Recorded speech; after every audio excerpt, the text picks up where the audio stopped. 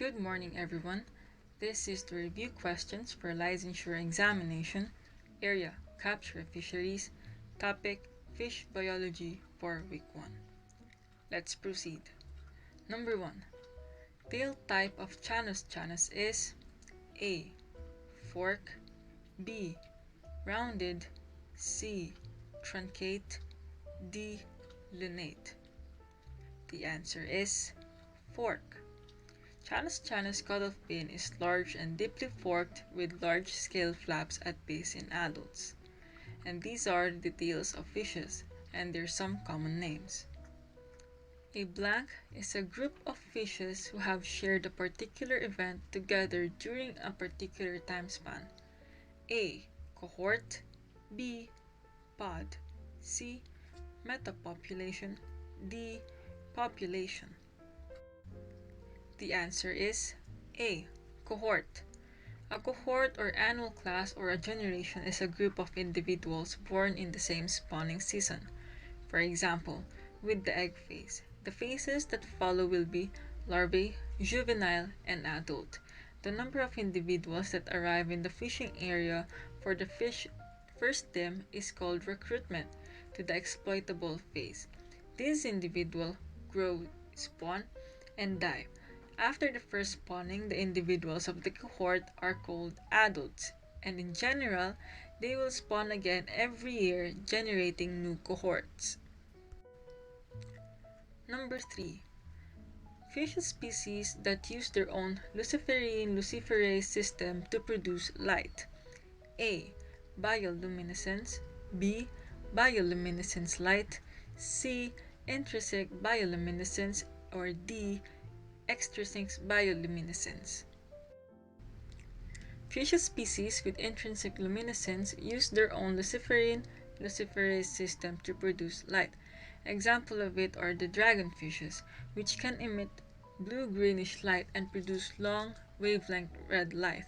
The function of red bioluminescence might be related to the intraspecific communication, and it has been suggested that dragonfish use red luminescence to see without seen by other animals. Number 4. Shark's buoyancy depends on what type of force? A. Hydrodynamic force, B. Downward force, C. Buoyant force, D. Hydrostatic force, E. Both A and D, F. Both B and C, or G. None of these. The answer is E. Both A and D. Shark's buoyancy depends on two types of force. 1. The hydrostatic force, which is mainly provided by their liver filled with low-density lipids, and 2. The hydrodynamic force, which is provided by the morphology of their body and fins. The combination of a cartilaginous skeleton, which is lighter than bone, and an oil-filled liver work together to increase swimming efficiency and buoyancy.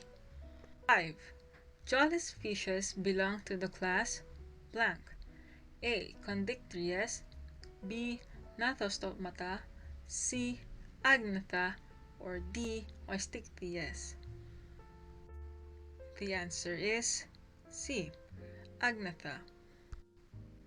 Agnatha are jawless fish. Lampreys and hagfish are in this class. Members of the Agnatha class are probably the earliest vertebrates. Scientists have found fossils of Agnathan species from the late Cambrian period that occurred 500 million years ago. These are the 4 different types of classes and their differences. Number 6. Production of red blood cells in bony fish except A. Pancreas, B. Bones, C. Spleen, and D. Kidney. The answer is A. Pancreas. The pancreas secretes enzymes into the intestines for digestions. On the other hand, bones of fish give structure and provides protection, assist and leverage, and, of course, along with spleen and the kidney, is a site of red blood cell production. Bony fish have bone marrow that they use to make blood. Number 7. This is considered as a living fossil. A. Crossophilis magnicaudatus. B. Cacerelites leops. C. Coelacanth. Or D. Diplomistus. The answer is C. Coelacanth. African coelacanth and Indonesian coelacanth are the only living representatives of the Actinistia, a sarcopterygian clade that appeared in the fossil record in the early Devonian, circa 400 million years ago. Experts nickname it with living fossils because they apparently meet some of the conditions of the original usage of this notion by Charles Darwin. Darwin regarded some animal taxa as 1. Anomalous forms that may almost be called living fossils. Number 2. New forms will have been more slowly formed. 3. Remnants of once preponderant order. And number 4. They connect to a certain extent orders now widely separated in the natural scale. Number 8. The study of relationships postulated to exist among species or higher taxa, such as families and orders, is called A. Taxonomy, B. Systematics, C. Species, or D. Phylogenetics. The answer is B. Systematics. The study of relationships postulated to exist among species or higher taxa such as families and orders have presented a good summary of systematics oriented toward those interested in fish. The two primary journals dealing with systematics of animals are Systematic Biology, or formerly Systematic Zoology, published by the Society of Systematic Biologists, and Number 9. These are characters that correspond to body segments, also known as myomeres, just as number of vertebrae and fin rays. A. Morphometric, B. Anatomical, C. Molecular, or D. Meristic. The answer is D. Meristic. Meristic characters originally referred to characters that correspond to body segments. It is used for almost any countable structure including number of scales, gill rakers, cephalic pores, and so on. Number 10. Consists of a series of endoskeletal arches that formed as gill arch supports. A. Branchiocranium, B. Dermatocranium, C.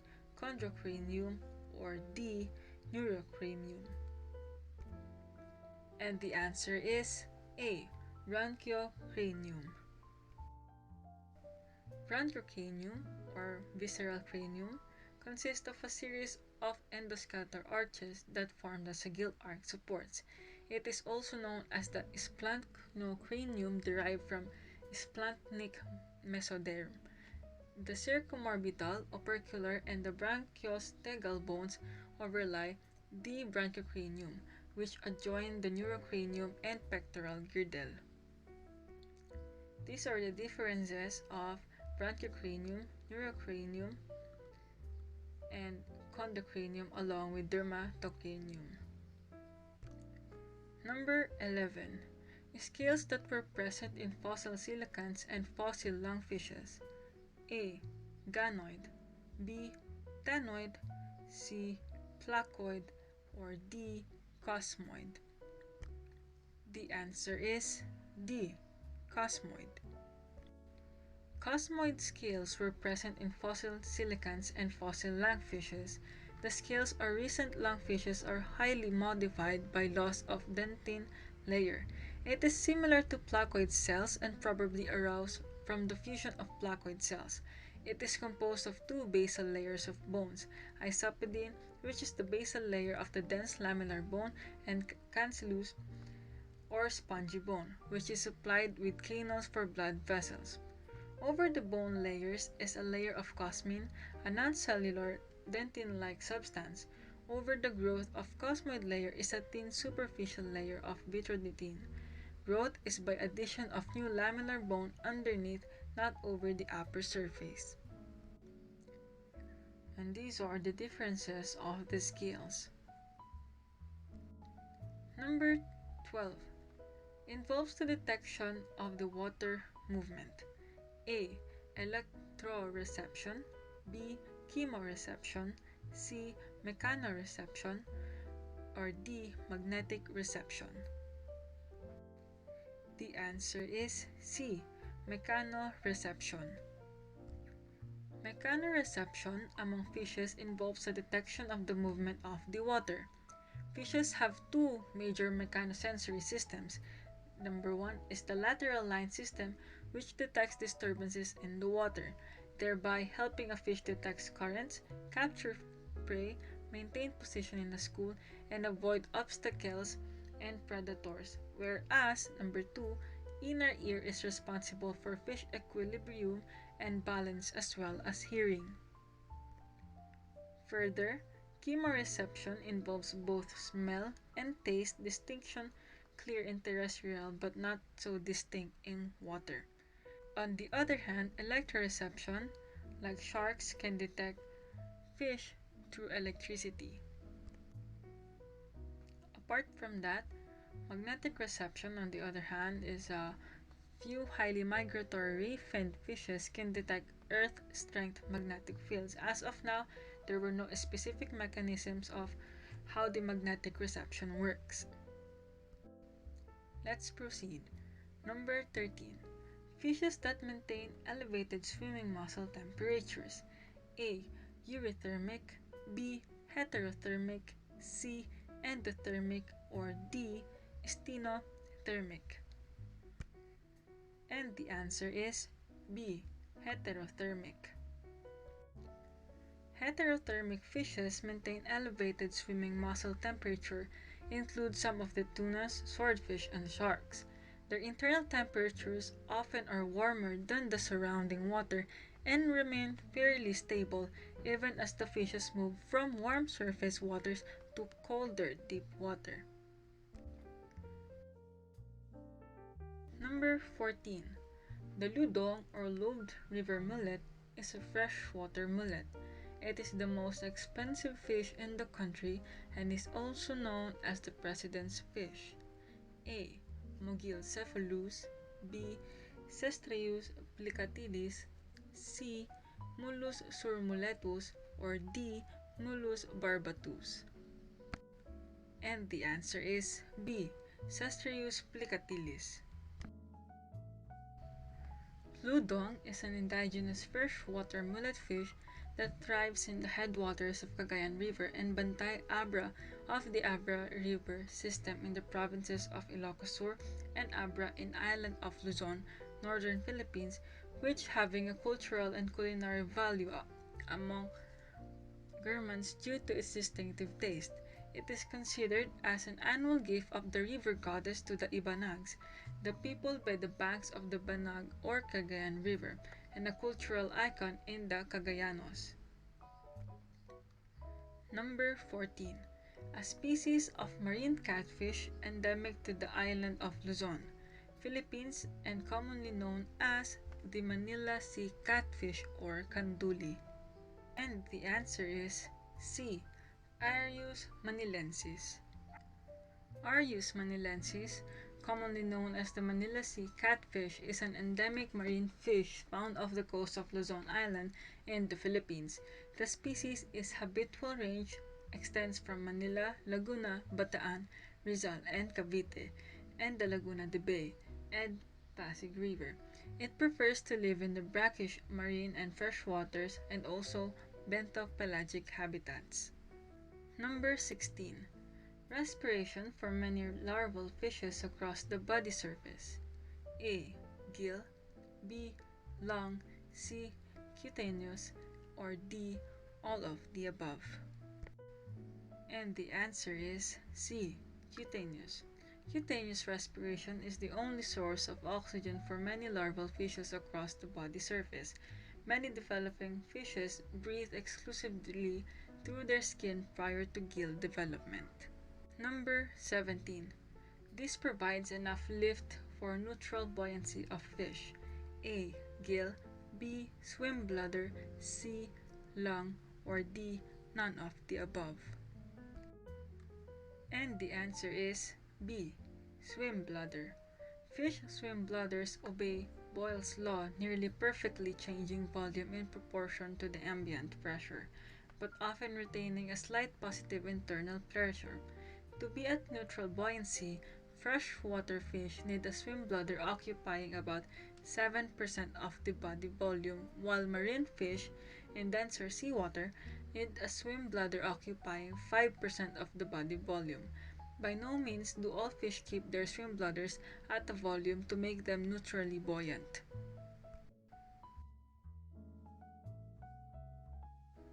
Number 18. It is considered biologically as the increase in size or mass with the time of a living unit. A. Growth, B. Increase, C. Yield, or D. Production. And the answer is A. Growth. Growth, a major component of the fishery equations that are used to calculate the yields at different levels of exploitation. It enhanced by a good food supply and high temperature. Growth can depend on intra or interspecific competition and may thus be density dependent. Number 19. The linear distance from the tip of the snout to the tip of the longest caudal fin ray. A. Standard length, B. Fork length, C. Gross length, or D. Total length. The answer is D. Total length.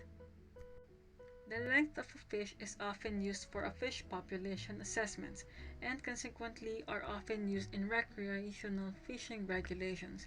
But just as there is more than one way to skin a cat, there is more than one way to measure the length of a fish. The length of a fish from the tip of its nose to end of the longer lobe of its caudal fin. This measure is primarily used for fish that have uneven caudal fin lobes such as hagfish, lampreys, sharks, and rays. Lastly, number 20. The linear distance from the tip of the snout to the tip of the hyporal bone. A. Standard length, B. Fork length, C. Gross length, or D. Total length. And the answer is A. Standard length. A fish body length from the tip of its nose to an end of its last vertebrae. Standard length includes everything except the caudal fin. This measure is used for most bony fish for which the last vertebrae is distinguishable. And that's all for week 1. See you on the next video.